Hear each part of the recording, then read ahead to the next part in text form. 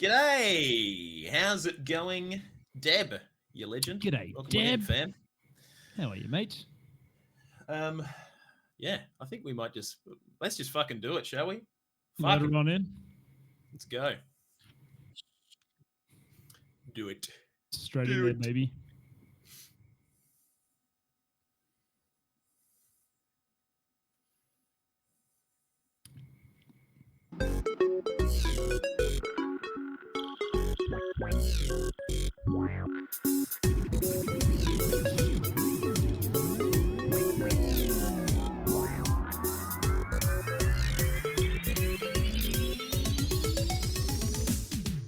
G'day and welcome to the Oceanic Gaming Radio Podcast. That's OGR. My name's El Capitano, Captain Perth. You can call me Liam. And alongside me is my dear friend, Mr.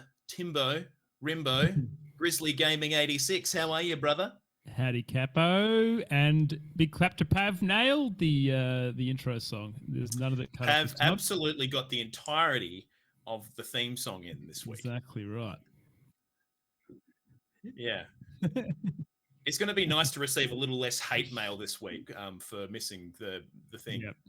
So thanks a lot, Pav. Excellent. But I'm good, Cap. What about yourself, mate? How are you? You went. Yeah. No, I haven't had a good chat with you since, but you went. I hear you went down south and had a little getaway. We did. We had a little gallivant down south. What happened was me and my wife were dining at a restaurant recently, and she had an allergic reaction to something they got served. And she's anaphylactic. So we ended up going into hospital. Thankfully, she's fine. But we just sent them an email just to say, look, so you know, like this happened in case, you need to change your processes or whatever, because it's quite important, obviously, to ensure that all your cooking processes are, accounting for all that kind of shit. Were you not in the restaurant anymore when it happened? Like, were you already out of the No, we were in the restaurant, and Mia was like, I need to go home. And I was like, okay. And so we went straight home, and then we didn't rang pay the bill. Fuck it. I'm out of here. No, well, we had already paid, but we didn't get to eat the food, which was fucked. But, So anyways, we called our mate who's a doctor, and he was like, oh, okay, give her an EpiPen immediately. Call an ambulance. So did both of those things and ended up staying in hospital for about 5 hours, which was it's brutal. Serious business, eh? Like, oh yes, they don't fuck around, dude. Yeah, it was pretty fucking scary. So look, basically we sent them an email just to say, look, this has happened. And they were super awesome about it. They were like, oh, we're so sorry. Like, blah, blah, blah, blah. Just want to offer you 2 nights down south of Perth in some cabins near our south restaurant. That's and a free restaurant lunch. And so we got 2 nights away, and we ended up taking a day off, 2 days off either side of the Saturday and Sunday, stayed with my nana down south of Perth, and then went and saw my auntie and uncle who own a farm in that region as well. Stayed in Denmark, which is south of Perth. And yeah, it was fucking awesome, dude. That is the right way to do customer service like that. Oh, absolutely. But that's great, mate. Actually, bigger news than that, Grizzo. I've actually got something cool to tell you guys. Is that we're expecting a little baby in October. Yeah. No, dude. Yeah. Holy shit, man! Congratulations, brother. Thanks, dude. Holy crap! So hang on, October. So what are we now? March, April, May, June, July, August. So you're already a good couple of months in there. Yeah, we're a few in. So, mate. We've done all the preliminary shit and gotten all the confirmation. And we've seen the doctor a few times and had the scans and all the imagery's come out. And so it's all there you go, great guns. So. Yeah, so we should be expecting a little bub in October, which is freaking rad. Yeah, congratulations, mate. That's fucking huge news. Yeah, Jesus. So it's good to be able to share that and not keeping that under my hat any longer, which is that nice. Is going to trump Pav's mystery box that he's got above there for sure.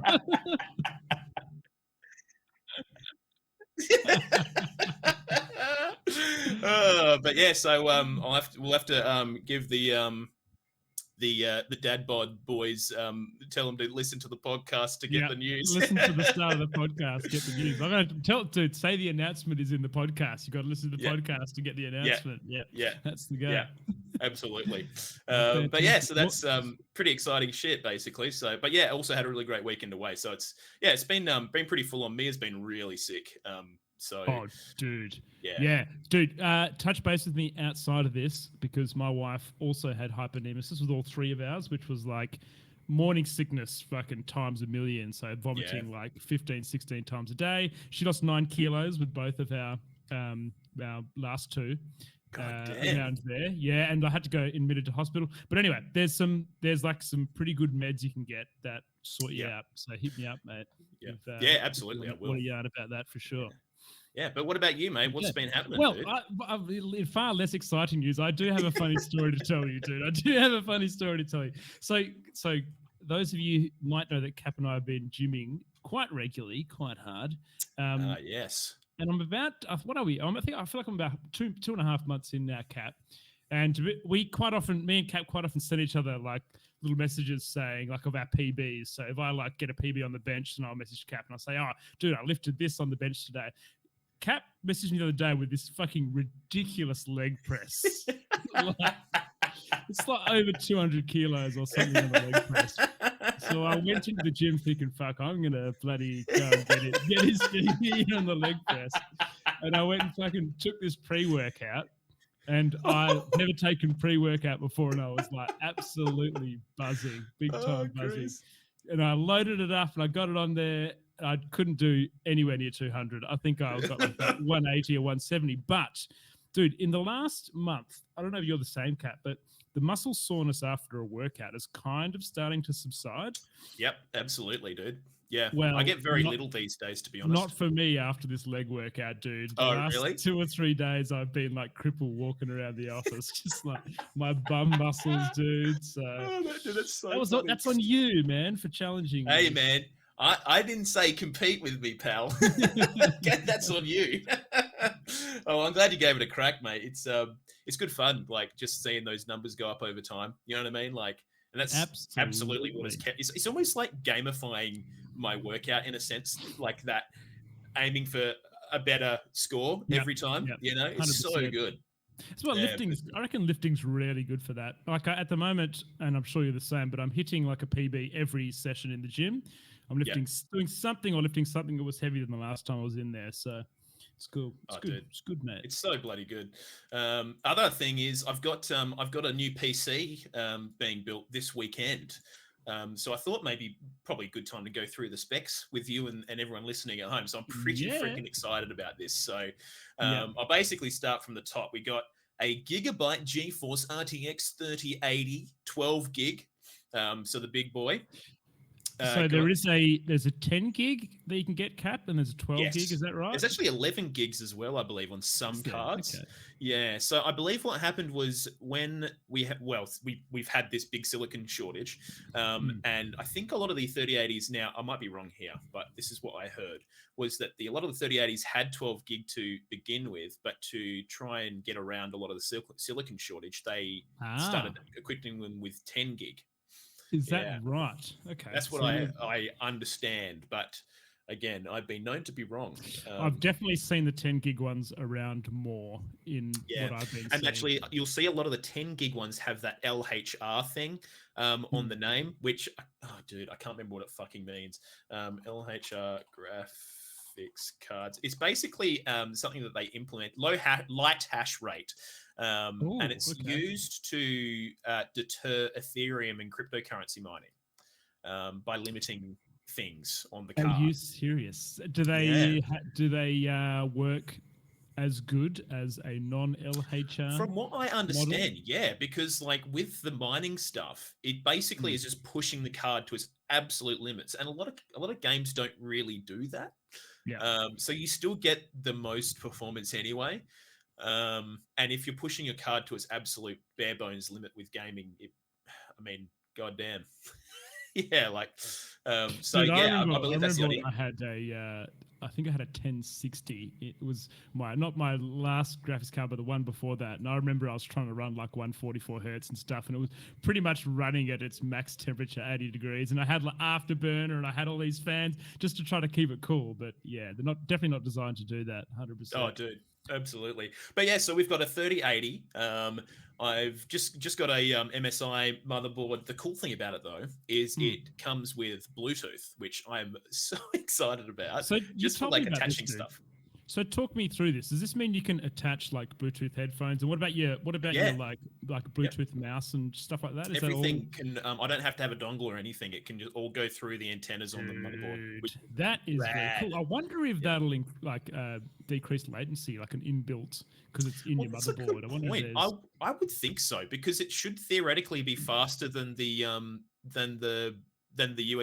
than the whatever bus that takes the USB in. I would think that your Ethernet, because it essentially runs off, I guess, the network part of the board, and that would be faster. I would have thought, but I mean, I don't know for sure. What about has it got a USB-C port, Capo? The motherboard. Yes. Hey. Oh Gonna yes, be able it to use does, that my new friend. webcam, baby. Yeah, now I can use this webcam and not shit the bed every time I fucking use it, which is great. So also this motherboard is it supports DDR5 RAM, which is like the latest and greatest RAM. So I got a 32 gig kit of that, which has a 6,000 megahertz fucking Monster. big boys. So that's going to be some serious shit. After you told me about the DDR5 RAM cap, I went and had a look at it. It works at double the speed of DDR4 RAM. Yeah. Sorry, what is it called? Is it right? Is it speed? Is the speed the right word? It also that'll clock, or whatever they call it. Less power as well. So hot damn, dude. Yeah. Interestingly, I did see I was looking at it a little while ago, and people listening to this podcast right now that aren't into computers are going to be like, "What the fuck is this shit?" Yeah. Look, we'll get through it in a second. But the DDR6, which is the next kind of gen of RAM coming out, apparently is going to be 4 times faster than DDR4. Wow! So double as fast, I guess. I feel like we've been on DDR4 forever. I feel like it's been around for ages now. Yep, and they're already looking at DDR6 after having DDR5. But I think that's still a little way off. But yeah, so moving along, also got, just a 1,000 watt power supply just to pump everything. I'm running an i7 Alder Lake, which is the newer gen i7s. I kind of ummed and ahed about getting an i9 versus an i7, but I just couldn't justify the price, like the value. That's the 12th generation Intel CPU, isn't it? Yeah, 12th gen CPU. So I think the code name is Alder Lake, but just for what it was like something like a 6% increase in performance or something, and I was like, no, I'm good. It's not that good, which equates to like benchmarking wise, it was like an extra anywhere between 0 to 8 FPS on some games, and I was just like, dude, I mean, it's already going to be running at like 280 Tell FPS. me this, Cap. Tell me this: RBG case or non-RBG case? RGB case, my friend. RGB case. Yeah? I got an NZXT because I love those cases, and it's called the NZXT H510 Flow, and it is fucking sexy. Do the flashing lights make it go faster? Absolutely, dude. I mean, you've seen what happens to ambulances when they flash their lights; they go hell fucking fast. So, I mean, basic fucking logic, mate. But yeah, so I bought some extra fans because I'm going to replace the fans that came with it with RGB fans. And also my CPU cooler is an NZXT Kraken Z63, which is one of those ones that has a little temperature gauge on the middle and like all the fucking... Cap, is that a water-cooled one, that one? Yes. Yeah. So AIU, which is one of those, what do they call it? Stands for something. It's basically like a closed loop. Like, so they fill it up with water and they close it all. It's all sealed. It never comes out, and you just off you go. So I run a little water cooled unit, and it's only a single fan. But hot day, it keeps my CPU so cool. Yeah, dude. Very good. Absolutely. Because the Ryzen CPUs, man, especially those 7 series, they run hot. Yes. Yeah. They run. I tell you what, though, Grizz. Apparently, so I was doing some research these days. Apparently, the air coolers are out of control good. Is that comparable with a single fan liquid cooler these days if you get some of the big bots. Okay. But the only problem is they can be quite fucking heavy. So if you don't want a big piece of metal hanging off your motherboard, maybe not the best option. Which I wasn't super keen on, like this big hunk of metal with this big fan. And I was like, no. It firstly looks like shit. Secondly, this one's got an LCD screen. What? Wait. When you say, because I know that some of them you can upload like GIFs and pictures and shit. I don't think mine can do that. Oh, maybe it can. I don't know. I have to look into it. I did really want one of those. Sending me a picture of his CPU, and it's that guy. There's a meme, and he's like doing the old thumbs. Oh up. yeah, absolutely. Constantly going on the front of his. That's so fucking cool. The only thing I need to think about, Grizz, is I probably should put a little freaking thing inside my case because that's what people do these days, right? They put a little. Yeah. I don't know if you guys can see here, but I've got an earth shaker. I've got a little earth shaker in my case from a little Dota 2 earth shaker. Yeah. Hell yeah. I'm just trying to think what I should get. I don't know. I have to think about it. Something fucking cool. Oh, Pav's got an idea. You could put your kid in there to keep him nice and warm, mate. Yeah, who needs a freaking pram or anything, mate? Yeah, just go in there a little bit. Oh, that's a fucking good idea, actually. I might actually do that because I need to build the other one. I've got 2 one-piece ships to build that my good mate Dano got me. Yeah, so I've got one that I built, and I still need to build the other one. So maybe I'll build the other one and put that inside, which would be freaking rad. And then it'd just be covered in dust like everything else in this room.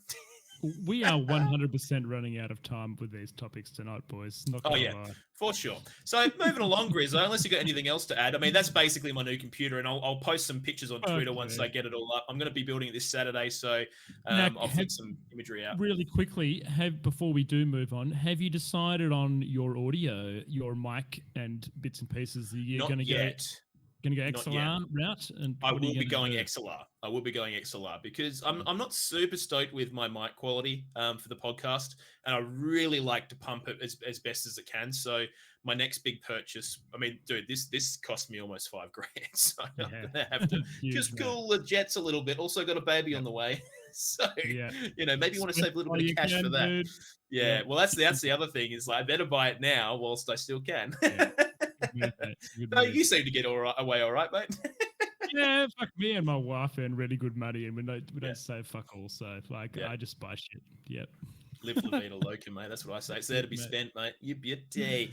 But yeah, all right. So moving along, Grizz. First jab off the rank. PlayStation, i.e. Sony, has announced its new variant of PlayStation Plus. It consists of 3 tiers, and they'll be all available. I guess. I mean, are they available now? I don't even know. I think they're coming in June, I believe. Coming in June. Yeah. Yeah. So what they've essentially done is for those of you at home who have no idea what we're talking about, PlayStation Plus is it's like the online experience that you have to buy to participate online with PlayStation and stuff like that. Xbox has its own one. Which I think includes Game Pass these days.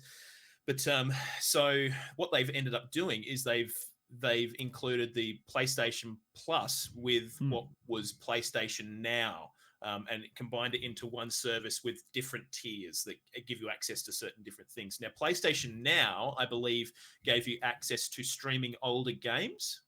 Yeah. So to just go through some of the stuff that is basically available. So you've got your PlayStation, so 3 tiers. PlayStation Plus Essential, which I guess is basically the easy buy-in. This is how you get access to the multiplayer and everything on the Sony PlayStation ecosystem. And this is you get your standard stuff that they've always gotten. So same benefits that PlayStation Plus members are getting today, such as 2 monthly downloadable games, exclusive discounts, cloud storage for safe games, online multiplayer access. There are no changes for existing PlayStation Plus members in this tier.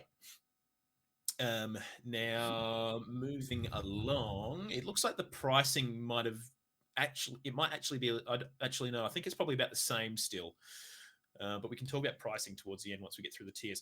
The next tier is PlayStation Plus Extra. Now you'll get all the benefits of the previous tier, but it also adds a catalog of up to 400 of the most enjoyable PS4 and PS5 games, including blockbuster hits from our PlayStation Studios catalog and third-party partners. Games in the extra tier are downloadable to play, so you don't have to have the disc, obviously, which would make a lot of sense because why would you have the fucking disc of a game that you want to download? Makes no sense. Anyways, moving along. So that's the PlayStation Plus Extra, so the middle tier. And so I'm just going to give you an idea. The first tier is $9.99 USD monthly.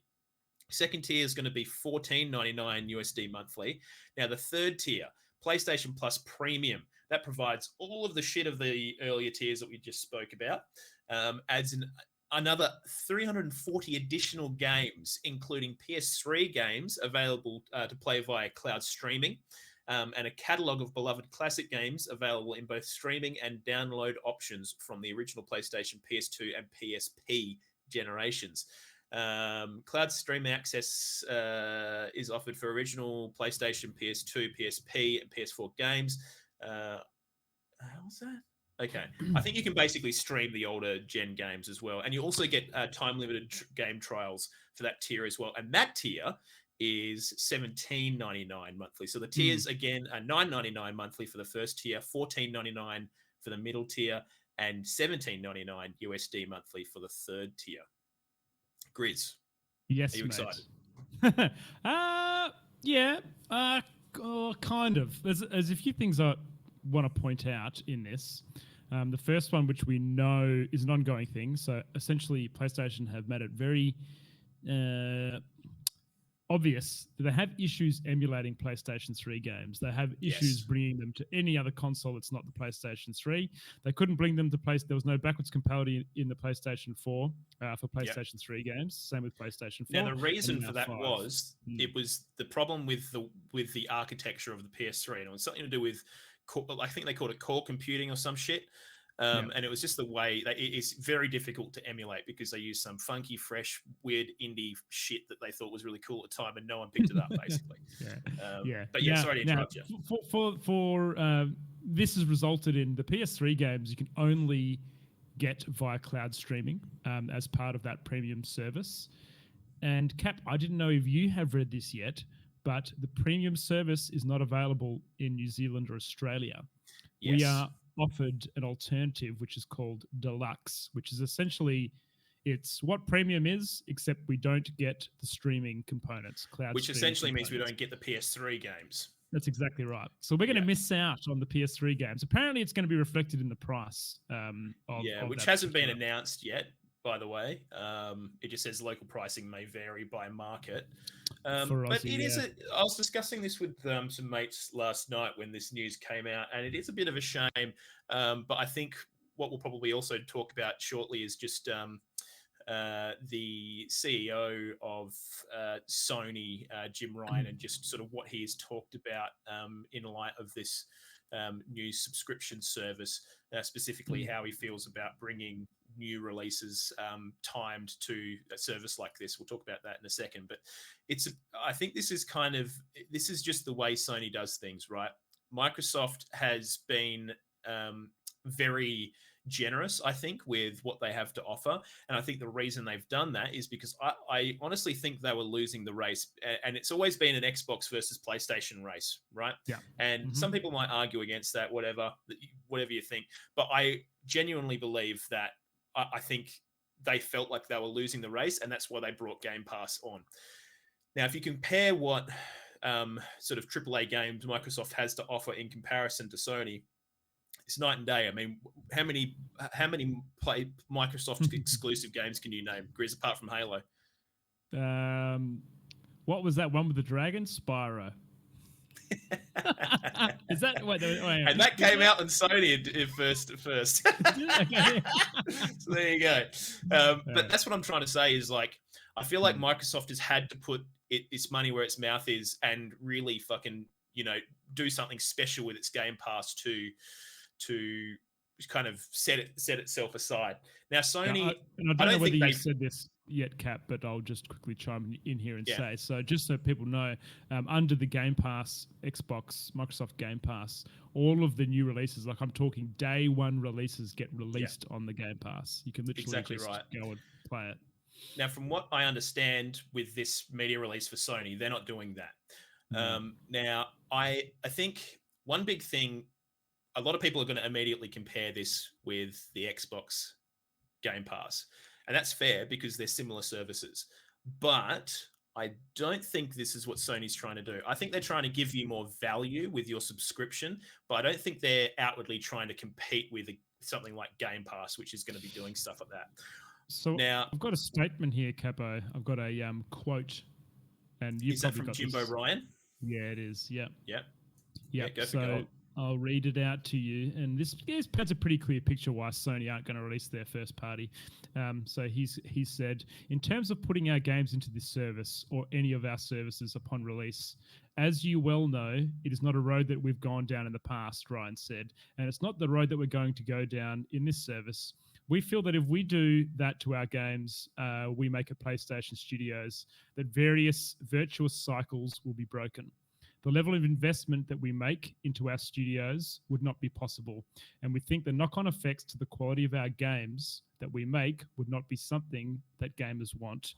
So essentially they're saying if we release our games onto this Game Pass, then you're going to lose the value in your studios and I guess the value and the creative process, the way the game's made and they're released and everything else.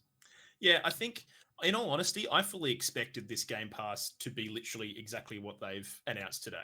I think a lot of people had high hopes that they thought, oh, okay, well, hopefully, God of War Ragnarok's going to be on this sick, pricing scheme, and I can just spend $10 and get God of War Ragnarok when it releases. But of course, I'm not going to do that because Sony makes way too much money off its IPs by selling them at $90 a pop, and people will still buy them, and they will still get that subscription service and be able to make that cash. There's no incentive there for them to bundle it all in. But I think Jim Ryan paints a pretty good picture of why this is an important topic, is because, he says, so just another part of that conversation, he said, we feel like we are in a good virtuous cycle with the studios that they have under their wing, where the investment delivers success, which enables yet more investment, which delivers yet more excess, and vice versa. Yeah. So I think ultimately, basically what he's saying is like, he doesn't want to undersell their product, and then it lead to a quality problem because the money's not there anymore. Guys because you've got lots of people playing your game, but you haven't sold 40 million copies or 12 exactly. Elden Ring, for example, 12 million copies. 12 million people might be playing it on Game Pass, but it's different to selling 12 million copies on release. Absolutely, of a $80 game, 100%. Yeah, and I think for some developers, like, it's nice having the best of both worlds for something like this, right? Because, for example, if you're an indie, right, and you do create a game that sells to the amount that something like Elden Ring has sold recently, that's huge. Oh, and for you to have access to that, that's really fucking huge. Valley fucking was one bloke, and someone maybe can go look that up, how many copies of Stardew Valley have been sold, but it's a shit ridiculous. It's a same with Undertale, dude. Think about Undertale, same thing.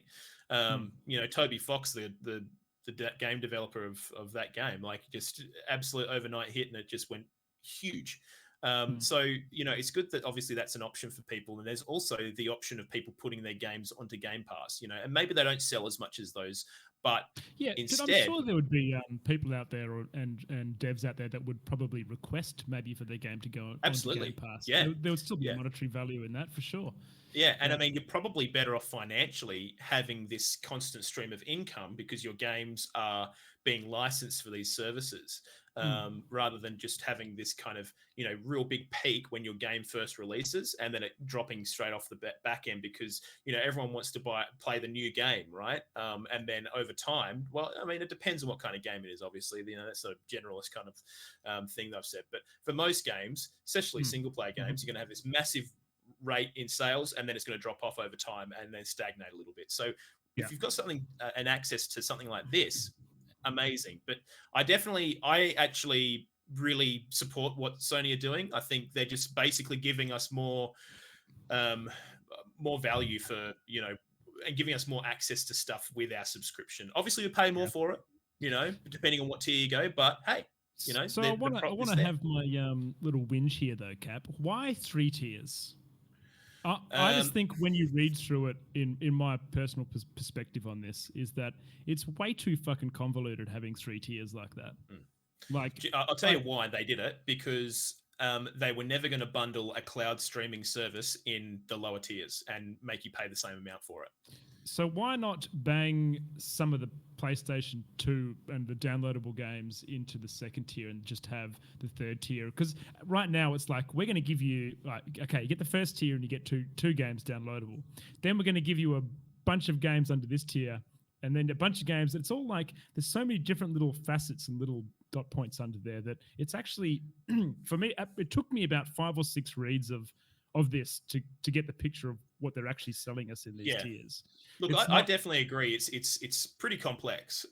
Maybe not from us who are gamers and know what to expect from stuff like this and have obviously had our finger on the pulse for a while on news and stuff. But I'm sure, like, mum down the road that's got 2 kids and kids just want to fucking play PS2 games from the old era, she's going to have no fucking idea what this means. No, that's exactly it. Man. And that's you're right. Exactly the tiers are a little bit all over the shop, but I just think, like, looking at this from a business point of view, they basically didn't want to change PlayStation Plus all that much for those who just want the simple buy-in, basic shit. You know, you get a little bit of sprinkling, a little bit of sugar on top. Here's your couple of extra games and your shit, your multiplayer online, cloud storage, whatever else, all the stuff you've always had. Here's that again. Now, here's a little bit more sprinkling on top. Here's the wafer, right? And we're going to give you all your PS fucking whatever games from the old gens that we can't emulate on your console because apparently we don't have anyone smart enough to figure out how to fucking emulate a PS3. But what we're going to do is we're going to give you that as an added bonus, and that's only going to be an extra $5. How good is that? And then, because what happens after that is once you have to start doing cloud computing, dude, the prices go up for Sony, right? So they're going to have to have people. They're going to have another tier for that. And I mean, this is just how I'd imagine it from a business standpoint. And so that's an extra. I mean, what's that? That's $17.99. So that's an extra $3, which doesn't seem like much, but over multiple subscriptions, that's going to help them pay for all the infrastructure that they're using to run these fucking PS3 games that are probably being run on these these fucking PS3s that are just all hooked up to. Do you reckon they've got physical PS3s hooked up? Dude, I have no idea what they are doing for that. They're saying they can't emulate this shit, and apparently PS3 games emulate really bad on PC as well. Yeah, they do. I honestly reckon they've got physical PS3s hooked up. They must do, dude. Imagine you being the smart motherfucker that invented the PS3, and you've basically created yourself a job for fucking life because you've managed to create this insanely archaic, weird computing system, and now Sony has to keep rehiring you every year to keep these fucking PS3s alive in their cloud computing. Shit, we've lost one. What if they start dying, mate? They're gonna have to yeah, that'd be rude, mate. Scrap PS3s. They'll just scrap PS3s off the thing. Cap, one of the things that I don't know if you've looked at or noticed this yet, but the pricing, dude, between the monthly, quarterly, and yearly pricing is pure insanity.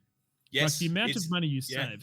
So we'll just look at the essentials for a starter. But so it's the essentials is either $9.99 monthly, $24.99 quarterly, or $60 yearly. So you're a mathematician here, Cap. But there is what are you saving, dude? If you pay per month, you're going to pay $120. If you're paying monthly, you're literally paying half the price if you pay for a yearly subscription. Yeah, literally paying half. Yeah, which I think is an interesting kind of thing to do for Sony because do you know what? I would totally support them doing this if they included first-party games that came out on the thing because, you want to try and sting people for buying the month and then being like, now I'm going to drop off until another game comes out, right? So that's an understandable business decision. Yep. But there's no reason to do that anymore, right? Because at the end of the day, it's just fucking like old catalog games in here. Yeah. It's nothing special. Dude, I remember when Xbox Game Pass first released, I got the free month just to play Star Wars, what's it called? The Star Wars Dark Souls game. Oh, yep. It was like $1 for a month. Fallen Order. Fallen Order. That's the one. Yeah. So I got it just to play that. And then I didn't renew it till later down the track. Until I have a Game Pass now for Sea of Thieves or whatever else that I haven't played much on it, but I have it. But so maybe do you think they're worried about people like just getting a monthly to play a game? Yep, I think so for sure. That they're just going to jump in really quickly, play that game for a little bit, and this is just how because now you have this conversation that we're having right now. You go, dude, it's just so much better value to just buy a year. Fuck it, I'll just buy a year, and so they do. Yeah. And they get more money out of you. And you probably only play it for fucking 3 days or something. You'd be like, oh, I really want to play Ape Escape. And then you play Ape Escape for, I don't know, a few hours. Oh, no, we've lost Grizz. That's all right. He'll be back shortly. But yeah, you'll play Ape Escape for about, I don't know, 2 hours. And then you'll be like, okay, well, I'm not too interested in playing Ape Escape anymore. I guess I just don't use my tier 2 Game Pass any longer. Welcome back, Grizzly. We can hear you. I think I need to clear my cache or something, because it just like does that little thing where it like says little man comes up and just I don't know. It's well bad in my computer. I was about to say this, Cap. Like, okay, I'm gonna this is exactly what it is. It's basically bulk buying, right? I'm a massive fan of bulk buying.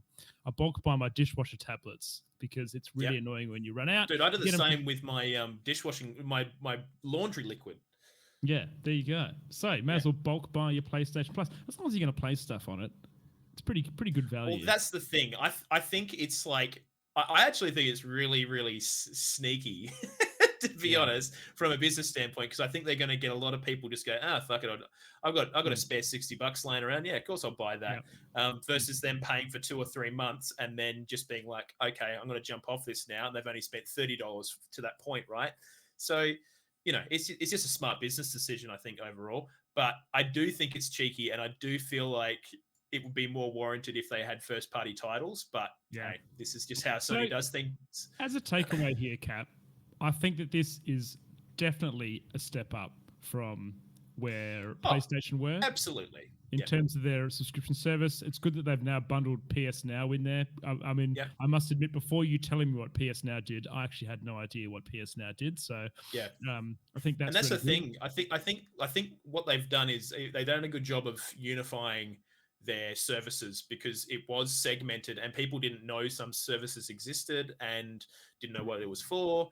So I think they've done a decent job. Obviously, the tier system, I think for some people is going to be confusing, and that's just the big thing is, though, Grizz, I must say, not many people outside of gaming circles are going to read a PlayStation blog and get hyped up about a fucking subscription service. So, once they get the marketing material out and they actually market this properly, it's going to be fine. Well, they haven't even started talking about the games they're going to release. Exactly. That's another thing. So they say there's, what is it, 400 games for the mid-tier, 340 games for the second tier. That's another reason why I'm kind of just like, well, I'm not super excited, because I don't even know what the fuck's going to be on this thing. Dude, if there's, I wonder if I'm interested to know how they do this, right? Because obviously the first party releases, maybe after a certain period of time, might get rotated into the games that are on there. So look, I would expect that to be the case, because they have said that they're going to be refreshing the catalog over time. Put it this way, Cap, right? If you're about to release God of War Ragnarok, right? Mm-hmm. To build hype around that game for when it releases, it would be a really smart business decision to chuck God of War on the PlayStation Pass to allow people to go and play that game before jumping in and buying Ragnarok. Yeah. And I'm sure they will do stuff like that. Kind of. Well, do you know what I reckon will happen? So they're talking about time-limited game trials. So for the premium tier, dude, they'll 100% just have 2 hours worth of Ragnarok you can play, and if you want to buy it, you can buy it at this cheaper price because you're a Mad Dog member. I'm sure that's how they'll probably do a lot of this shit. It'll just be, and the thing is, also on top of this, Grizz, is this is a brand new service, right? So they need time to, build up the catalog, give it time to kind of figure out what does and doesn't work, I guess. But once they get into the swing of things, I'm sure that their offerings will be pretty decent. But I suppose the big thing to take away from this isn't Game Pass. Big time. PlayStation. It's not a competitor. It's not a competitor for Game Pass right now, is it, Cap? No. Was one of my takeaways. Because I don't think, just based on the way that they've kind of worded things, I can't see them doing for example, monthly updates to the catalog like Game Pass does, or even updates and additions to the Game Pass as often as because Microsoft has stuff coming out all the time and added to Game Pass, whereas this I cannot see that happening. The way that PlayStation have kind of worded this blog as well, Cap, is it's obviously very well thought out, but essentially they've kind of gone, we're too good to be releasing our first party titles. We have a lot of. Do you know what? I agree with them. They are too good to be releasing that, and I totally wouldn't be fucking doing that. If it was me, I'd be like, "Fuck you all! You're gonna pay for this shit full price, motherfucker! I put heaps of work into this." They're like, "How dare you suggest?" We respect our developers enough that we don't need to do that. But here you go. We will include this backlog of games into this tier system. And I don't think they have directly tried to compete with the Xbox Game Pass. Let's be honest. Xbox Game Pass gives you access to those games on your PC, on your Xbox. Obviously done really well. What they've done is they've gone, well, let's make our subscription service a little bit better than what it is, and grab PlayStation Now, PS Plus, chuck them together in a tiered system, and you get games similar to Xbox Game Pass, but the PlayStation version of that, where we kind of retain some of our boundaries and bits and pieces. Yeah, absolutely. Actually, Deb in the chats brought up a good point. Mainly wondering if the amount of games they said is an estimate or if we'll actually get that many games at launch. And if you look at the wording of this stuff, it says adds a catalog of up to 400 of the most enjoyable PS4, PS5 games, and it says the same for the other tier as well. So it's probably going to be the kind of thing where maybe we don't even get that full amount of games on launch. It might be a staggered thing as they, get what's the word? Compatibility and all that kind of shit worked out for some of these games. So yeah, I don't know. It's early days, Grizz, but I think, look, step in the right direction. I think for what it is, just remember this isn't Game Pass. This is PlayStation Plus, and I think, I'm interested to see the marketing material that they put out that isn't a blog post, because obviously a blog post is targeted towards people who know what they're talking about. So, also, Cap, as a fucking takeaway, can like we rise up and fight our government for decent internet? Because I feel like that is the only reason why we're not getting this premium tier. But that is 100% the only reason why we will not be getting it. And I this is another thing I chatted with my mates last night about, and including Deb, who's in the chat. Here in Australia, we have really shoddy internet infrastructure, and there was a point in time where we were going to fix that, and then the government at the time basically rescinded it and went with shitter technology. Now that has been biting us on the ass ever since we did it. It was a huge fucking blunder. And interestingly, though, we are uniquely positioned in the Asia Pacific to host good data centers because we're on like good regionally we're in a good spot, so we can host these data centers, and it's a good way to sort of spread out data across the world and centralize stuff.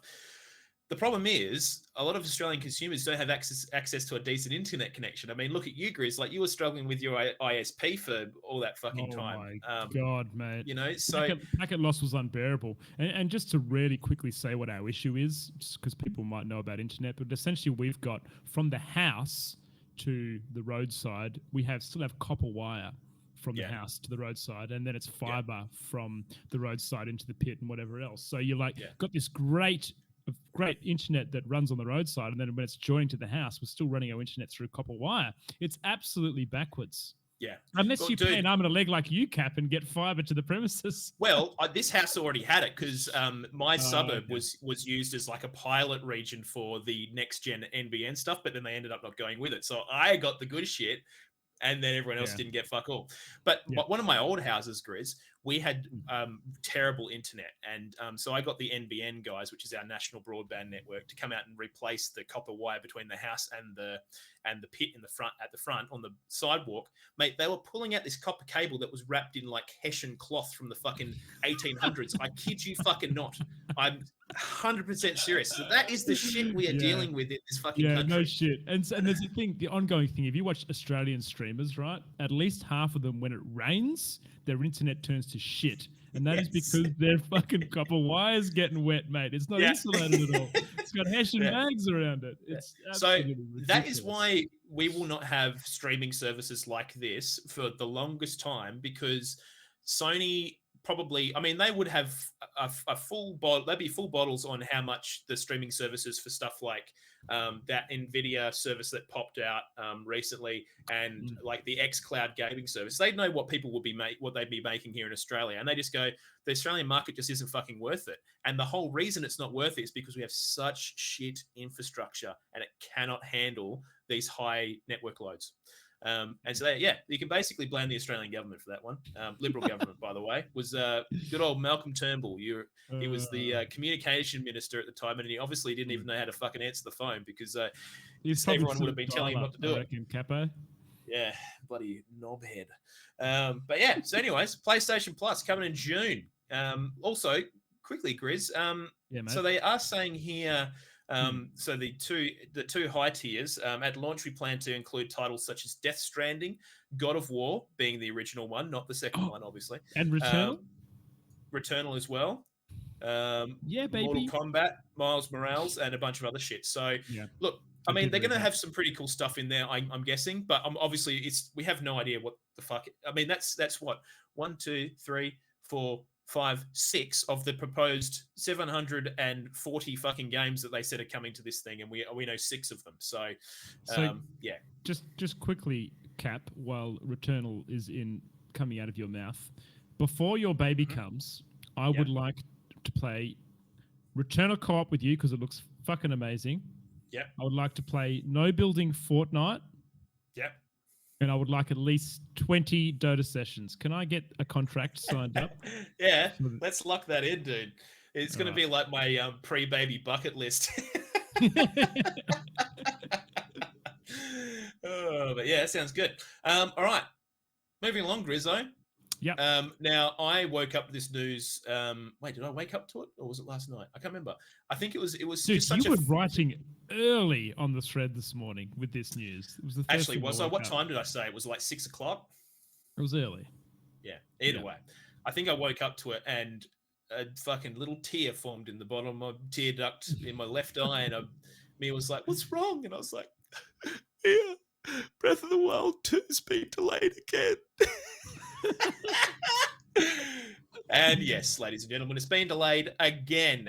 Initially, it was delayed, obviously, to this year, and now it's been delayed to spring of 2023. So, how do you feel about that, Grizz? So, Kazi is probably only just woken up. I don't know whether he has seen this news.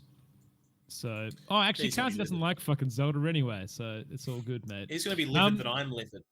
I would like to just quickly quote. So just those of you who don't know, essentially Nintendo released a video on their YouTube, which was basically an update from who was it that was talking, Cap? Is that he's the game director for the Legend of Zelda series?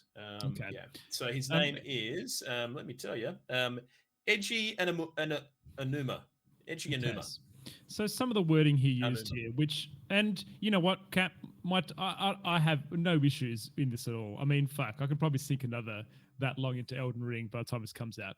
But essentially, he was saying, in order to make this game experience something special, the entire development team is continuing to work diligently on this game. So please wait longer. Dude, Breath of the Wild is one of the highest rated games of all time. And I'm stoked rather than trying to push something out and, I don't know, potentially under-deliver on what was a fantastic initial release. Oh, absolutely. I mean, they've got so much to live up to, dude.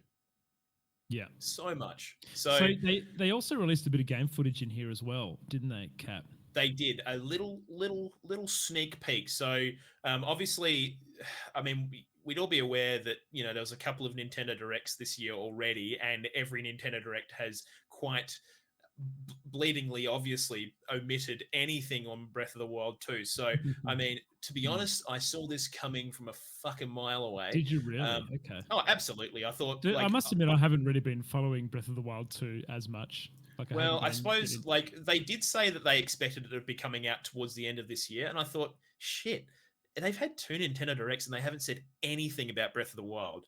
That game is not coming out this year at all. And it hasn't. But look, I think ultimately, I think it's a good decision. They got a lot to fucking live up to. I'm sure Eiji Aonuma probably looked at Elden Ring and went, fucking hell, we have to really pump this one. I was going to. He was probably like, oh shit, we'll never get Game of the Year with that out. Fuck that. Dude, I've seen so many memes going both ways. It's like, it's like Elden Ring. Thank God, Breath of the Wild 2 didn't come out, so we can get Game of the Year, and then the other way around. Like, could go either way. Oh, dude, absolutely. There's some funny. Dude, apparently Kirby is fucking awesome. From what I've heard. So I hear, and this is one thing that I Nintendo make excellent games. Like all their first title IPs are exceptional games. Generally, they're pretty good at not missing the beat. And I think when they do pull a game back from release, because they're not happy with it yet, I think it's for a good reason. And generally, they do capitalize on that time and manage to create something amazing. I know another game that has had a lot of issues is the next Metroid game. That's the 3D Metroid, which is not Metroid Dread, a different one, is not it? Dread. The 3D one, the next iteration of that. That was supposed to be coming out ages ago, but they removed the project and restarted afresh. So that's the kind of game development studio Nintendo is. They just their IPs they cherish so much, and they want to ensure that they are perfect before they come out. So polished. Yeah. So just to touch on that, mate. Oh my god! The name of this is completely the farming game that came out during the pandemic that everyone loved. Animal Crossing. Animal Crossing was delayed. Yeah. It was too. Yeah. Reasonably significantly, and yet that was. I would love to hear some stats on how many people played that during the pandemic and it really saved their brains during that. Yeah. Such a relaxing, beautiful game that everyone got around. And you know what, man, I'm not worried about Breath of the Wild 2 being delayed at all. I think a little bit more time in the oven. And like you say, Cap, like Nintendo know exactly what they're doing on these releases, right? Absolutely. Just let them captain their ship, and I'm gonna sit below deck until they're ready for me to surface, mate. And baby, I'll be fucking banging the drum when I do. I'll tell you that much for free. I'd be interested to know your opinion, Cap, on how they could fix this game over Breath of the Wild 1, because I know that you had a couple little gripes with number 1. Didn't quite hit that sweet spot for you. In all honesty, okay, don't get me wrong, and I've had this conversation, I'm pretty sure, on the podcast before. I loved Breath of the Wild. I thought it was brilliant. But I didn't think it was the best Legend of Zelda game I've ever played. I'm going to tell you that much. I think it was an excellent open world game. I think Nintendo did an incredible job. But I think there was a couple of things in Breath of the Wild that they missed the mark on. And for me, it was themed dungeons. All the major dungeons were kind of that same big animal that you go into and fucking twist magnets and all kinds of shit. Whereas, in the other games, you'd have the fire temple and the water temple and there was all these themed temples going on, and they would have a special big boss at the end. Whereas all the bosses in this were kind of iterations of the same kind of thing. So I'm hoping that now that they've got this base level kind of game, the engine and everything in place, now they can iterate on that and start taking it to that next level where they do go for these older themes and stuff that they've always had in these Legend of Zelda games. But in all honesty, I thought they did pretty well elsewhere. Like, I thought they did a really good job with NPCs. I thought they did a really good job with populating the world with fairly enjoyable experiences. Sometimes you play these open world games, dude, and it's just like, all right, there's another tower. All right, there's another fucking fortress I've got to go and do. I feel like it is the best. I felt like when it came out, Cap, it was the best thing since Skyrim in terms of that open world. Yeah, the way absolutely. The open world was built. It was definitely the next step, I think. And it gave you vertical freedom, which was insane. Absolutely. So being able to fly around and stuff was just great for it. Absolutely. And I think it's one of those things where quickly mention is you briefly touched on the physics engine that sits behind Breath of the Wild 1. And obviously they're going to be taking I would imagine pretty much the same physics engine across to Breath of the Wild 2, and maybe polishing it and making it a bit more fit for that game. But like that in itself made what was special for me about Breath of the Wild 1. Like, there was so many different ways to approach different little areas and sections through that physics engine being so complex. Yeah. So I think, man, I am quite excited, man. I'm quite excited. I hope they don't make breaking weapons. That's one thing. Dude, I was just about to say that. It's like, I really hope that they address that, because, like, I kind of understand why they introduced something like that. And I think it was to kind of try and get you to use all the different weapons. And it was kind of like forcing you to experience the game in different ways. Maybe that, but not as egregious. Because, dude, it was like every 10 seconds, you're like, fuck, there goes my sword again. Fuck, there goes this fucking stick. Dude, there's a clip of one of my early days from stream. I literally get my first metal sword, and I'm sitting up atop of this tower. I'm trying to figure out the controls, and I accidentally throw it off the edge of the top of this tower and like down into the ravine below. Just completely uncollectible. It's just like, well, I guess I'm going to use my wooden one, or my wooden stick, or whatever I had there ready to go. One thing I hope they also address is, like, in Breath of the Wild, when you got the Master Sword, you could basically use it once per day or something, I think, or something some shit. Yeah, I just felt like that was kind of going to be like now I've got an unbreakable sword moment. but they still didn't. I don't know. That's just one thing I just hope they address. You Definitely, had to buy definitely the that. DLC to get an unbreakable, didn't you, or something like that? I don't know. Was there an unbreakable weapon in that game? I don't even know. I didn't play the Master DLC. Sword ends up being unbreakable in the DLC, but I could be wrong. I haven't played it, just from what I've read. Yeah. I mean, ultimately, I'm okay with weapon durability, but just not that weapon durability. That's mate. Have you ever used something metal and it instantly break? No, that doesn't happen. All right. How many monsters have you bonked with it though, Cap? Mate, I'll tell you right now, I reckon I could bonk a monster on the head with a spoon for way longer than he could with his fucking Master Sword. All right. So get that one in here. Now, Grizz, have you had a bit of a look at some of the footage that they shared in this announcement? I did. I watched the video right before we started, and it looks like a lot more in the sky islands. And yes, so they basically added even more verticality, which is fucking exciting, dude, isn't it? Yeah, I reckon that is cool. It's going to be interesting to see how the story goes for. I guess how things are put in the air. It might be maybe some kind of so if we want to get into lore, it might be some kind of origin story maybe for like Skyward Sword or something, or related to how because in Skyward Sword they all live on this like big rock that floats in the sky, and then they go and fly their birds. Zelda lore, Cat? I know a bit. Dude, I got the Hyrule Historia in here, mate. Hell, you know? So in Skyward Sword, I've literally got Legend of Zelda tattoos. I need to know something about it. I can't just fucking have tattoos and not know a little bit about the series. Yep. So, but yeah, so maybe it's an origin story. Who knows? It does look like there's a few new things which have already been discussed in previous footage releases.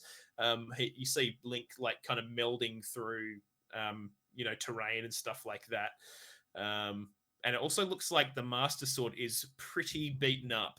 I don't know if you've seen that, but it's almost like it's been melted. Yeah. So I'm guessing that you have to try and reforge. Scimitar or something. Looks kind of like a little bit. Yeah, it's kind of look. Yeah, it's really. It looks like it's definitely seen better days. That's for sure. So I'm guessing that reforging the Master Sword is going to be part of your quest. I mean, that's almost a certainty. That's been part of a lot of other Legend of Zelda quests. So I'm glad they released just a little bit of footage. Yep. But look, ultimately, I think overall, do what you're going to do, Nintendo. Mate. You got the full reins going. Surely, Cat, you've got nail it. 200 hours of Elden Ring to play, surely. Oh god, dude, I feel like that game's never going to fucking end in a good way. I am loving the game, but the problem is the longer I play this game, the closer I keep coming to spoilers and shit. Because I'm pretty far through the game, but I'm just so worried I'm going to read something and be like, oh, for fuck's sakes. And I'm definitely in that region now where I just need to hurry up and fucking pull my finger out. But I'm trying to do a full completionist playthrough. Dude, I am getting there, mate. So I've worked my way through the area I think you are in. I'm not going to spoil anything for you, mate. Don't worry. Yeah. And I'm basically avoiding going to what I think might be the end area by going and doing all the side quests and stuff around. Dude, but I've nearly got 100 hours in, so I think I'm just under you. But I'm level 130, nearly level 140. Oh damn, yeah, you've outpaced me now. Though I've had about 5 days off Elden Ring because of a weekend holiday and also just being shattered the last couple of days. So I'll probably get back into it tomorrow night or maybe a little bit after the podcast, but we'll see. But But anyways, Breath of the Wild delayed, ladies and gentlemen. All right, moving along, Grizzo. We better pull our fucking fingers out. We're getting the hurry up from Pav. So Fortnite, no building is now going to be a permanent fixture, Grizzo. That's exactly right. That is an excellent idea because building in that game mode is fucking shit and it's fucking stupid and I hate it and it's so dumb. It's the worst mechanic of all time. So, Kat, this is from the official Fortnite blog. Zero build mode is a pure test of weapon, item, and traversal ability. Zero build can be found in the Discover page as solos, duos, trios, and squad playlists. Players can find the Discover page by clicking on the change button above the lobby. Now, this has, I don't know if you've seen Twitter or been on Twitch, but essentially, Cap, the no build mode was hugely successful. It bought Is that right? so So many, it was mentally successful. Oh, so like Ninja came back and played it, Lupo, fucking Tim, like all those big content creators that used to play and grew off Fortnite back in the day came back and were playing it, and we're just giving it a lot of praise, saying that it brought back to a lot of that original feeling of the game. And I can kind of see where it came from, because I actually did a stream last weekend with Red Snow and others, and I suffered packet loss, but I felt it. You have so much more control of a situation when you don't have someone that's just building fucking towers around you and up and down. Like there rarely was a big skill difference between someone that could build and someone that couldn't. It just makes a much more even playing field. Yeah. But not only that, Cap, they introduced a couple of mechanics, mate. They introduced your ability to sprint. They used your ability to, if you hold your jump button, you could actually climb on top of houses. So the verticality of the game was still kind of there. You could still kind of like make your way up. And you would also have what they say is kind of like a halo shield, but essentially you would have an overshield. So if you get hit, you get a shield for 50. If you get hit and it goes all the way down, after about, I can't remember the exact time, but a certain amount of time, it'll recharge back up to 50. So it just basically means that you don't, when you get in a gunfight with someone, you don't get instantly gunned down if you have no shield. Because you can't build anymore and kind of protect yourself, you need to have some way to not get instantly bursted, I guess.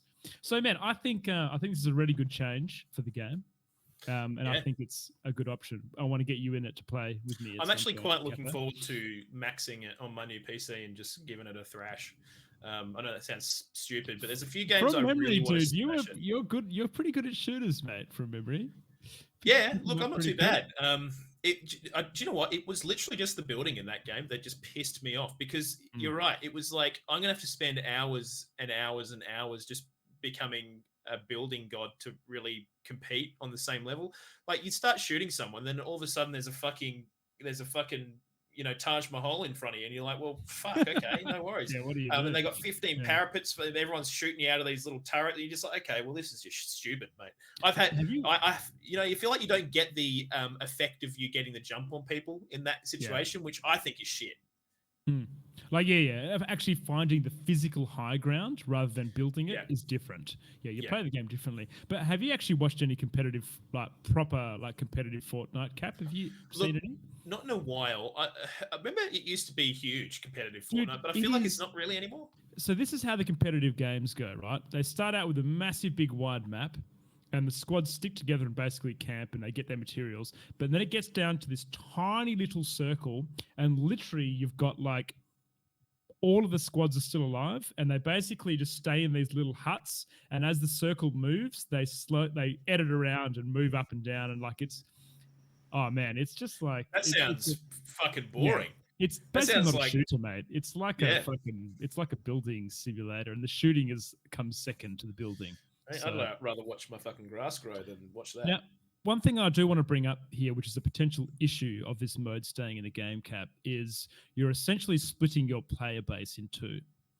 So what that means is when you're queuing for a game, if they introduce some kind of ranked into building mode or whatever it is, then your matchmaking, depending on the size of your player base, but it might be harder to find matches. You might be matched with people that are on the same skill level as you or something like that. What do you reckon, mate? Remember we had those crazy issues getting into fucking Heroes of the Storm games, because the lobbies, it's just shit. I don't know. I can't see it being an issue. I think Fortnite's just too big for it to really be an issue for them to have many matchmaking problems. Also, you got to remember, Fortnite's not only just on PC; it's also on multiple different platforms. So, I mean, they've got a big pool of people to pull from to ensure that you don't run out of people to play a game with. I think, I tell you what, I do miss Heroes of the Storm. It's basically impossible to get a game in Australia. And that was a great game, in my opinion. Just from the pure standpoint, it was just a purely fun MOBA game. No bullshit. Just simplified, yes, but just fucking good fun. Dude, one thing Fortnite also does is, which might work in its favor in terms of the whole matchmaking thing and making sure there's enough players for a game, is that it is very common to come across bots. They literally insert bots into the lobbies. Yeah. So to fresh it makes those you feel out. good, dude. It does, man. Yeah, I think I got a win on my first day coming back in, and that's because I was pretty much in a bot lobby, just like sniping people. Did you see many? Are you playing Elden Ring online? No, I'm not playing Elden Ring online. Dude, Are you? You're missing out. Yeah, I am. Well, I mean, in the sense that I can see messages and stuff. Yeah, I haven't got PS Plus, mate, yet. Maybe I should. Okay. Dude, you're kind of missing out on all the fucking memes of message memes. And like, there's one where it's literally just people are writing Fort and then night. It's just like Fortnite, just in the message system. I know it's fucking stupid, but it's funny. It's fucking funny, and it's spelled like FORT and then NIGHT. It's just like, dude, that's how I fucking spelt that. Apparently, our title was wrong on Twitch too. It's with Fortnite spelt wrong, so it's very relevant right now, Cap. Well, yeah. That's see now we get viewers coming in here telling us that we spelt Fortnite wrong, huh? Okay. It's all in here, pal. It's all about the marketing. You know what the next big brain play is for the viewers is to get on the Twitter poll, Cap. Absolutely. Which we do this week weekly. We held our first big Twitter poll that we're going to be talking about within the podcast. Now, Grizzo, give us a rundown of what we asked today. Oh, shit. Sorry, not today, the other day. Freaking remember, mate. All right. I've got it right here, so I'm going to tell you, all right? So our weekly OGR poll was, you get to choose one of the following, okay? Now, people are saying Elden Ring's too hard and Kirby's too easy. So you had a choice of either an Elden Ring hard mode, no, easy mode, sorry, or a Kirby hard mode. And we had 16 votes. That's fucking huge. I didn't even think we'd get 3 votes, which would be us. Impressive. I thought one of us would forget. And we had a 75% to the Kirby hard mode, which I'm fucking all about. Yeah, dude, I voted Kirby hard mode. Get good or die trying. What did you vote for, Pav? Dude, I've honestly felt that way about Odyssey when I played it, Cap. Like, I just wanted the bosses just to clamp me a little bit more. But so Pav, have you been playing it? Have you? No. Okay. Yeah. What's your? I've honestly seen nothing because I think I'm going to pick it up and try and play it fairly fresh. What's your just basic take on it?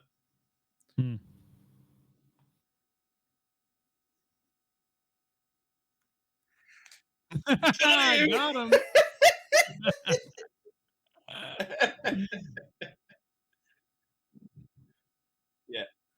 Okay. No, that's fine. All right. Sorry to incriminate you, motherfucker. I watched Barb play it, dude, and he had so much nice to say it. And Barb is the kind of person that will literally just shit on anything bad that he plays. So I trust Barb's opinion. He thought it was a fantastic game. He was like losing it laughing at some of the bosses. Oh, really? So, it looks really good, man. Do you know, Grizz, this is something I wanted to talk to you about because I kind of feel like maybe it was just an Australian thing, but I really feel like Kirby didn't kick off much over here.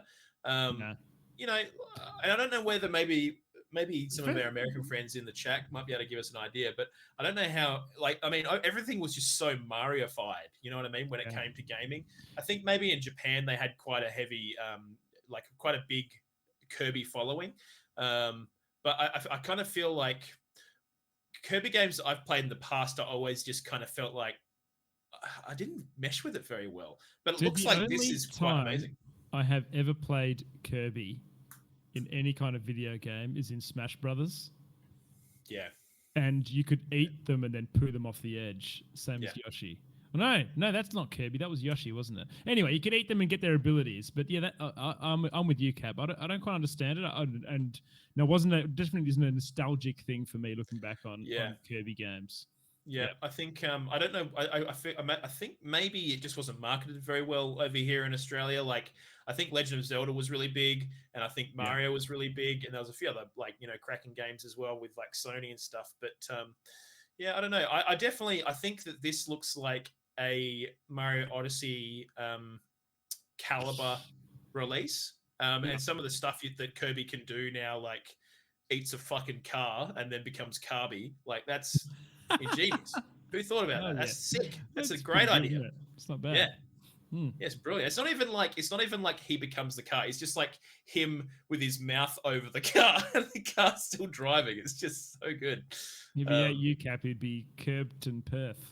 Curbed and oh god, that's disgusting. So I just want to reiterate here, guys. If you don't know what the fuck we're talking about in terms of this poll, please make sure you go follow us on Twitter. We'll be posting a poll roughly 24 hours out from the dedicated stream time, maybe longer if we're organized. But you can vote on that, comment on it, and we'll talk about it on stream as part of the quickfire. So get in there and do that. Now, we are being told in chat that we missed a topic, which we absolutely did. And I noticed that we missed it, but it was only because Grizz skipped it. So the Halo TV show early review looks like 60% on Rotten Tomatoes, Grizzo. Not amazing. Hey. Yeah. And there's good and, well, like anything, Cap, there's good and bad reviews. But the one that I've linked you to here as part of this, and I'll just read the title of the review of this. And it goes like this. Halo joins the ranks of failed video game adaptations. Yikes. Fucking brutal. So there you go. Brutal. Have you seen any of it yet, Cap? Have you watched any clips or bits and pieces? Or look, no, I haven't. And I'm just going to read from the same article, just a quick thing that I've just seen here. So they say this kind of filmmaking seems driven by the belief that gamers enjoy trashier stories, whatever the medium. Gamers, the logic goes, have lower standards and than the average film aficionado, and don't want to be challenged. So I guess that kind of probably gives you a pretty good idea of what kind of story this is. It's probably fairly bare bones, just dumb action, boring. I know. It's interesting because I saw some initial reviews for the first episode of people saying, "Oh, this isn't too bad," but obviously people have watched more and been like, a bit fucking average. And you know what? Serves them right for showing Master Chief's face. Told them all along they should have done it, and look what's happened, mate. They got 60% on Rotten Tomatoes. They'll never fucking do it again, that's for sure. But there you go. I think we just wanted to touch base with that bit of a quick fire one there. But I guess let us know what you think about Halo. If you got us on Twitter or whatever, tweet at us and let us know what you think about the latest episodes. I haven't got Paramount Plus, so I haven't watched it yet, but I do intend to watch at least the first episode. So I'll give you my review once I get around to doing that. But I just want to quickly call Deb out here. Said it was terribly mediocre. So there you go. Oh, there you go. Well, I trust anything Deb says because I think Deb's a fucking legend. So there you go. That's the final word on Halo. Mediocre AF. Do we have any quickfire music yet, Pav? No, we need to get that together. Yeah. Yeah. Well, we'll get the quickfire music coming. Well, moving along into the quickfire stuff, Grizzly Gaming 86, the Ocarina of Time PC port is here. It has arrived. Baby. So, is this an official port, Cap? Like, how does this work? Is this someone just optimized it for PC to play? Well, I believe that they've essentially pulled it completely. They've basically completely pulled the source code and created a full PC port, which is much different to emulation. Much different. Okay. So, what do you end up playing with no input lag and bits and pieces? Is it just nicer to play? Is that what happens when you? Yeah, there's that. There's also the fact that when you load up this particular, and I'm just going to post this into the Twitch chat here.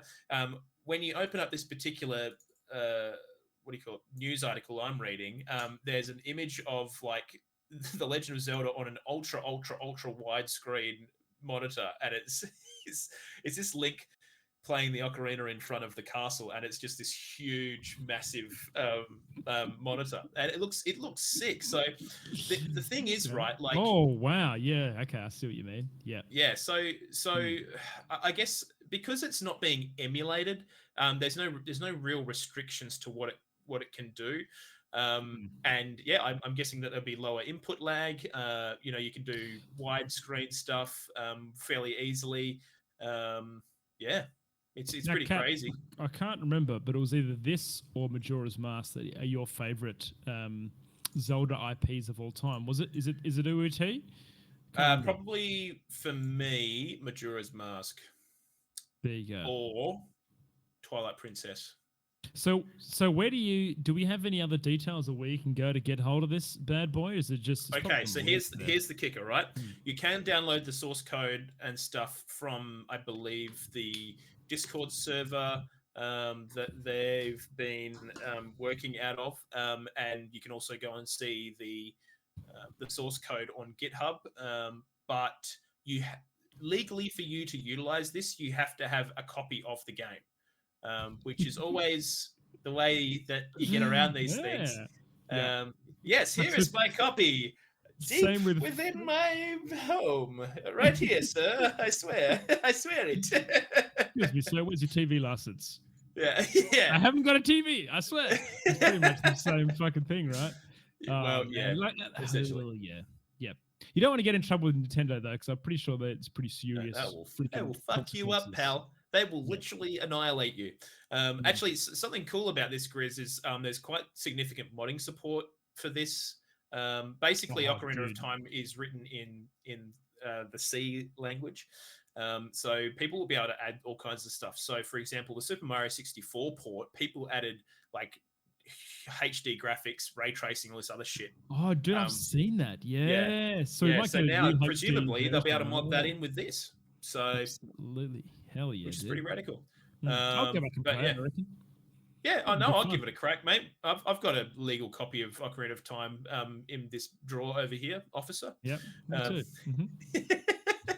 Dude, they're not going to know what a legal copy of Ocarina of Time looks like. You could probably fucking draw on a piece of cardboard. Yeah. Just give them a USB drive. They're like, okay, mate, no worries. Keep on playing. All right, moving along. New One Piece RPG called One Piece Odyssey has been announced, which is being created by the same developers of Pokemon Brilliant Diamond and Shining Pearl. Now, Grizz, I know you're not a huge anime fan, but for a lot of people, this is fucking big dick energy news.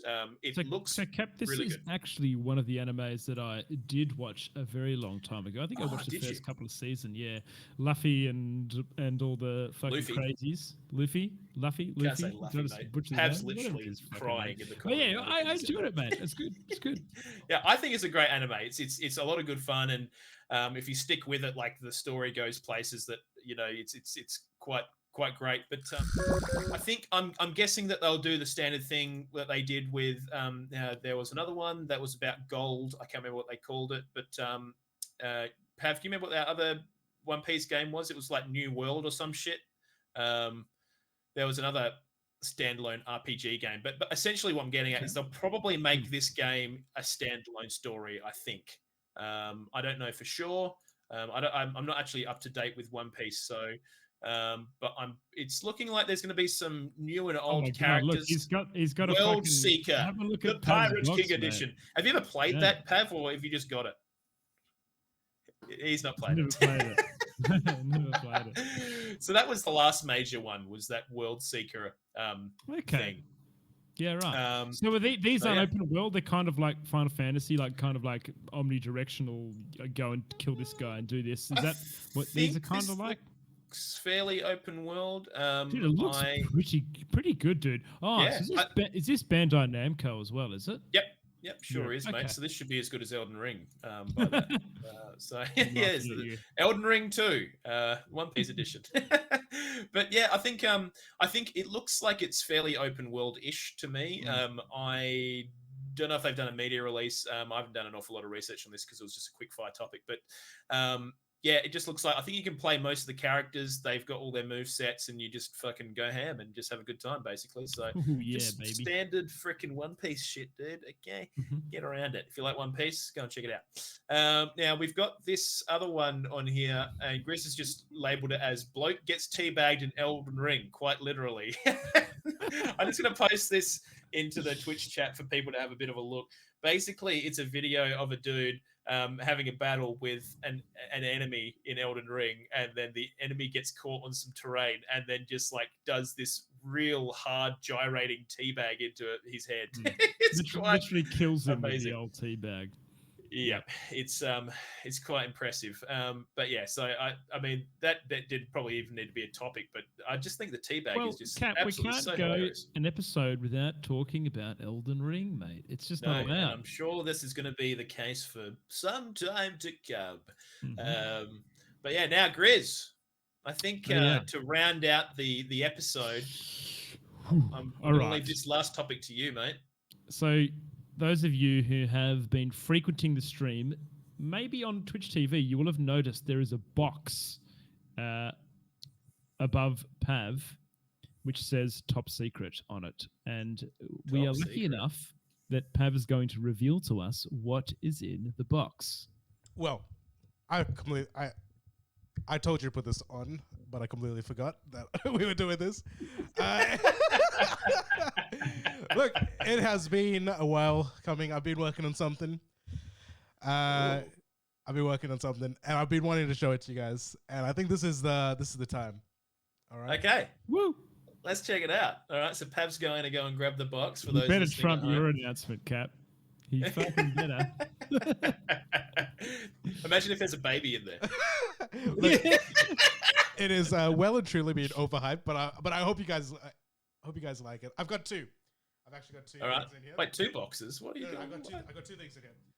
All right. Let's show us what's in the box. Top secret. First one is for Grizz. Oh. What? Hang on. What do we got? Pav has just given us the finger live on air. He's just giving me the bird. Fuck you, man. That was just for the socials. Go check out the socials for that reaction. But got him. We got. Holy shit, dude! That's awesome. Got that, Grizz, you muggle. The real one. That's good. Oh, what is that? It is a prototype. Is that a prototype of an OGR shirt? Is that merch? Is that fucking merch, dude? Oh, that's fucking merch. Prototype merch. Prototype merch. All right. Who in chat wants some freaking prototype merch? I will chuck this on in the post time chat, so we'll see how it looks. It's not quite perfect, but it is it's happening. Sometime in the future, dude. That is tight as fuck. I'm so keen on a freaking ogre shirt. I'm pretty excited. I would love an ogre shirt, Pav. In episode 20, we'll probably get them. Let's. Hey, we're not far off that. We're not. This is episode 10. Isn't it? Yeah, it's a milestone, mate. Episode 10 today. That's a milestone, boys. Very good. Very good. Nailed it. Hell yeah. Well, guys, that pretty much wraps up our episode today. Been quite a tumultuous episode. Lots of fun things to talk about. Absolutely. Best episode thank you. Congratulations, Cap. I just want to reiterate that, mate. Hey, thanks, guys. Appreciate it. Big love to you as well, mate. Yeah, absolutely. I'll pass it along. I'm looking forward to sending her the Twitch clip of you guys reacting to the baby announcement. But guys in chat and those listening at home, thank you so much for being a part of the podcast and just supporting us. You can find us live generally on Mondays. This week it was Wednesday because I just had shit going on. Normally every Monday, 7 p.m. AWST time, recording the episodes live from Twitch TV. Just go to Twitch TV and search up Oceanic Gaming Radio. Otherwise, go and follow us on Twitter and Facebook, I believe. Again, just search Oceanic Gaming Radio. You'll find us. And if you would like to monetarily support the podcast and help us pay for all the bits and pieces that we pay for subscription-wise for this podcasting effort, you can go and do so on Patreon. Just a big shout out to our Patreon, I'm a Sukai. He's a fucking legend. Appreciate him supporting this podcast quite generously. All the money goes back into the podcast to help us keep all the shit that we have to pay for ticking along. So thank you so freaking much for that. Moving forward, expect the next podcast next Monday again, back to regular schedule. It was only because I went away this weekend. It was just a bit hectic. So, other than that, also big shout out to our esports freaking gaming family, Ground Zero Gaming. Love and appreciate you guys, and thanks for supporting us as well, and putting all of our announcement posts and shit through retweets and whatnot. And if you want to help support us, you can do the same. But yeah, appreciate you all. Thank you so much for being here. And good night. Good night. See you later, legends. Bye.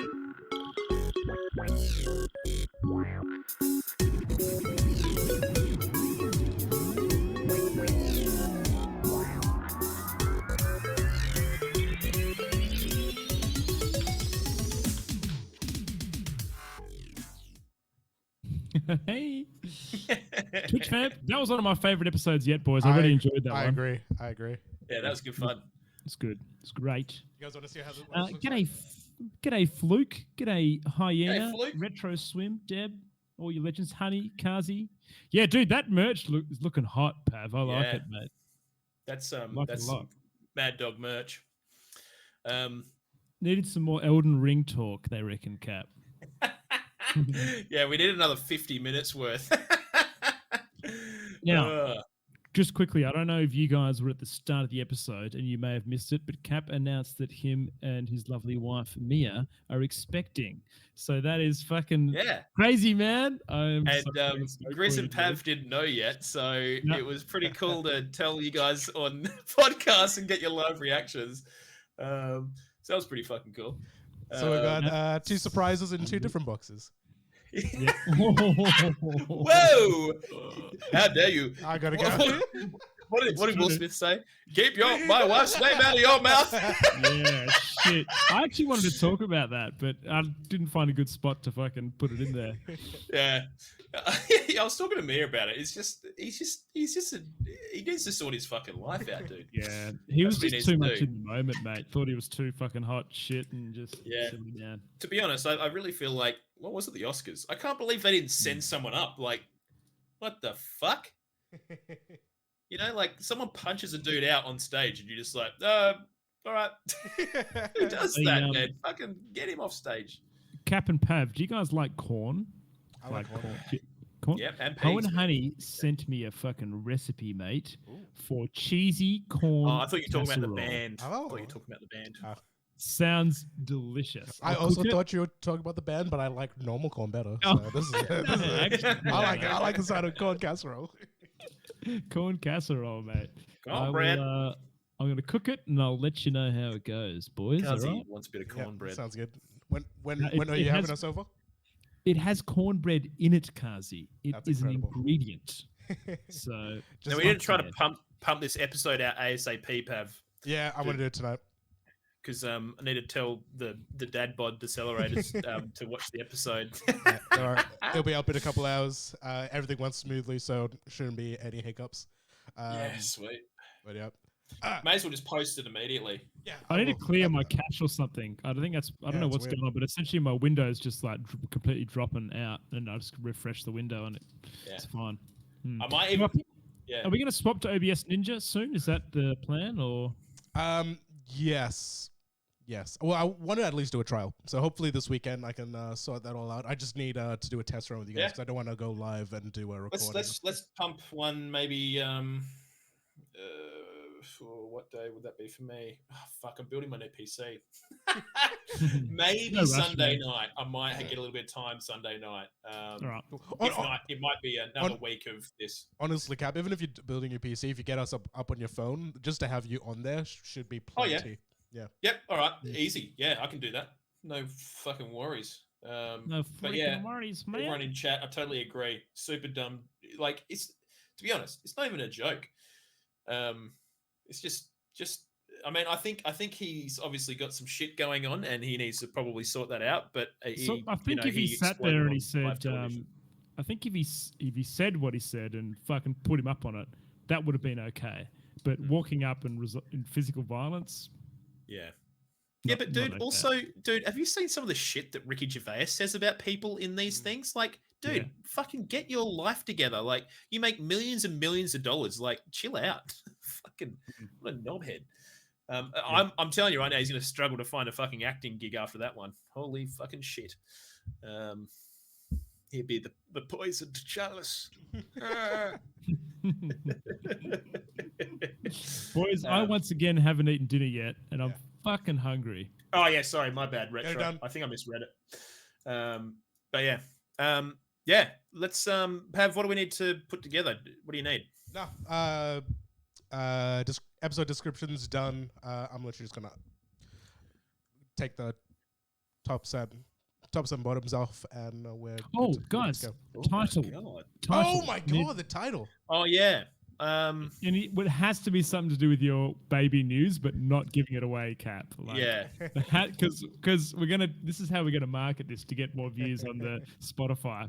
We're gonna say to get the announcement, you've got to go listen to the podcast. Something fucking big. So people in Twitch, try not to share any clips or anything anywhere for a little while until until we have the episode out for a little while. Yeah. But fuck, what could we call it? Two boxes. What's in them? I don't know if we can do that. I don't know how Mia would like that. I really like that. I fucking reckon that's great. I don't know how Mia would feel about that. Wait, does Mia listen to our podcast? No, absolutely we're not. all good. I think she'd rather listen to fucking nails on a blackboard. Is that what we're going with? Kazi reckons Dr. Disrespect. Why is it always Fortnite? Classic. That is a classic.